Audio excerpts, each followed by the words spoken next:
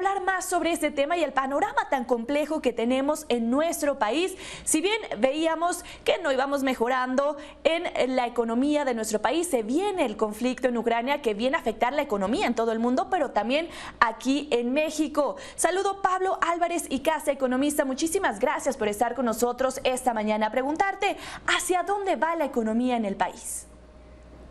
Bueno, va una situación complicada, Lidia. Bueno, saludos al auditorio antes que nada, porque tenemos sí presiones inflacionarias muy fuertes, como tú bien lo señalas, y tenemos también una situación de lento crecimiento. El lento crecimiento viene ocasionado por varias cuestiones: mayores tasas de interés, austeridad del gasto, el margen de maniobra del gobierno se ha reducido. De hecho, el gobierno está comenzando a retirar programas sociales que eran importantes, por ejemplo, este programa de escuela completa que beneficiaba sobre todo a las mujeres, a las mamás, se acaba de retirar, ¿no? Entonces, estamos viendo ya efectos importantes, ¿no? La inflación va a seguir subiendo, tal vez con menor fuerza que, por ejemplo, lo está haciendo en Estados Unidos. Ayer el dato de Estados Unidos al consumidor era 7.9, nosotros estamos en 7.3, estamos más abajo, pero en Estados Unidos no hay tantos controles de precios ni hay tanta intervención del gobierno. El precio de la gasolina, por eso en Estados Unidos está mucho más alto, ¿no? Entonces, vamos a seguir viendo precios más elevados, sobre todo porque la guerra viene a incrementar un problema que ya estaba ahí: el elevado precio de los alimentos, trigo, maíz, cebada, productos agrícolas en general, pero también de todos los energéticos, sobre todo el petróleo y gas. El petróleo es muy claro, es como un termómetro de cómo va el conflicto. Cuando parece que va a haber una negociación diplomática, el precio en esta semana del petróleo bajó bruscamente, pero cuando estas negociaciones no prosperan, vuelve otra vez a subir, ¿no? Y el precio del petróleo obviamente tiene un impacto muy importante en todos los derivados, que fundamentalmente el más conocido es la gasolina.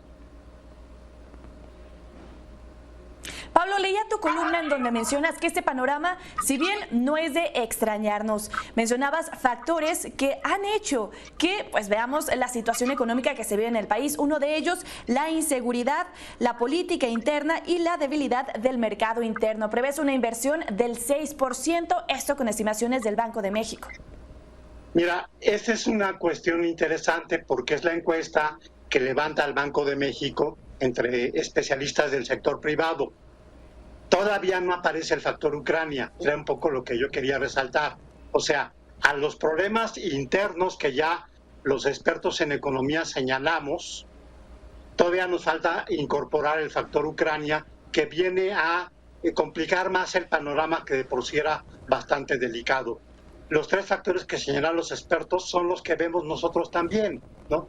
Incertidumbre con la política interna, el frecuente golpeteo que tiene el presidente con los periodistas, o sea, finalmente no deja títeres sin cabeza el presidente.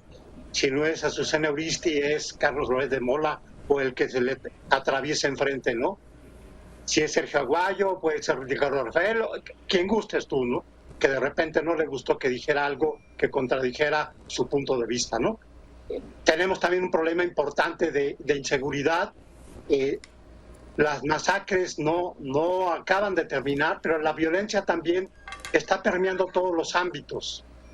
Lo que pasó en el estado de La Corregidora es como un reflejo de la violencia que está ahí presente en todo el país.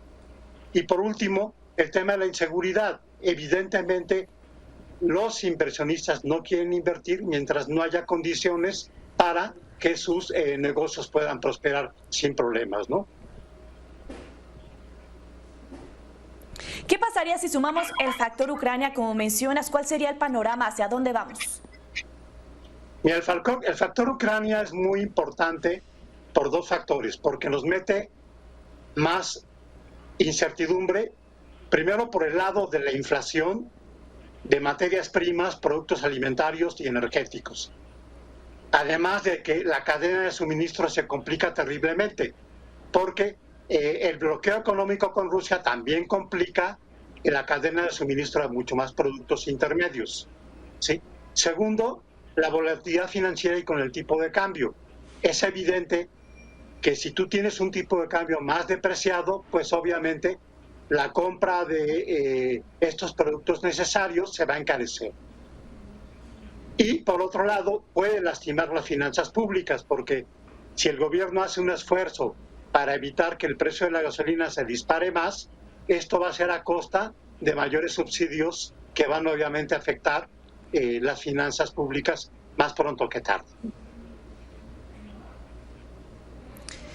Como conclusión, preguntarte en qué momento nos vamos a estar dando cuenta de las afectaciones. Si bien ya lo hemos visto, ya lo mencionabas con el precio de las gasolinas, ¿qué más? Mira, el efecto depende en buena medida de qué tanto dura el conflicto. Eso sí es muy claro. O sea, estamos apenas a 3 semanas de que este conflicto estalló. Los bombardeos comenzaron el 24 de febrero y no sabemos cuál va a ser la duración del conflicto, ni cuáles van a ser los efectos del bloqueo ya en el mediano y largo plazo, ¿no? Segundo, tiene que ver mucho también con las señales que pueda dar el gobierno federal. Acaba de renovarse la Cámara Empresarial, la cúpula empresarial, el Consejo de Coordinación Empresarial. No sabemos cuáles van a ser los términos de relación que va a tener el gobierno con la cúpula del sector privado. Y tercero, las decisiones que toma el gobierno. Evidentemente hay una molestia muy importante de la inversión privada, extranjera y nacional con el tema de la reforma eléctrica. Esos factores pueden acentuar más la problemática, ¿no? Totalmente de acuerdo contigo, Pablo, y te agradezco muchísimo hayas platicado con nosotros esta mañana. Estoy segura vamos a seguir comentando este tema en los próximos días. Claro que sí, Lian, con mucho gusto.